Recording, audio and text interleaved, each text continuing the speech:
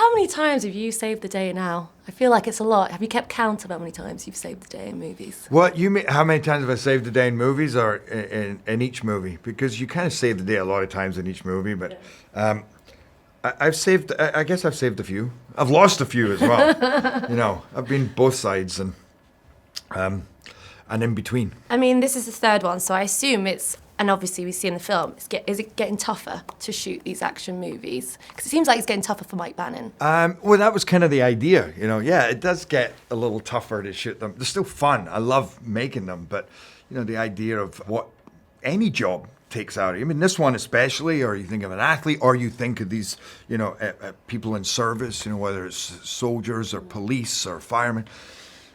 The crap that you have to go through that gets harder and harder, but yet at the same time, you love what you do. You don't want to give it up. And there's a lot to be said for that, the thrill of the ride, and also just want to keep working. It's interesting because I think about, like, in Once Upon a Time in Hollywood, the Rick Dalton character is kind of going through a midlife kind of crisis. Mike Banning's going through a bit of a midlife crisis. Do you think there's something about showing that in film that kind of you can, I suppose, relate to, especially in this kind of action hero role when there are so many action movies out now, especially with people who aren't like 20, 30 years old anymore? Yeah, I think it's an interesting way to go because there's a lot of truth to it, and if there's truth to any performance, then I think it grounds you more in the movie because you're really with that character, his struggles, his challenges, and then you go, okay, well, how can you take that and make it really interesting?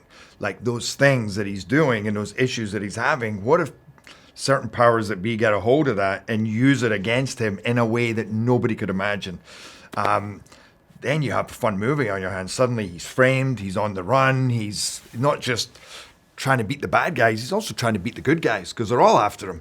And that's a fascinating place for him to be, but also to play. Does it make you reflect on your career as well?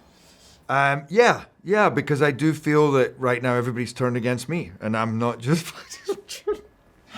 fighting the good guys and the bad guys, and it's tough. No, but yeah, it makes me in terms of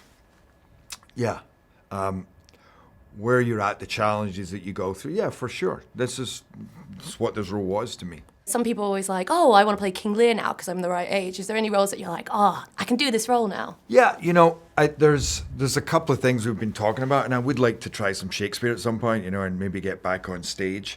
Robert Burns, our Scottish poet, he's getting a little old for that, but that's a project we've been trying to make for quite a while.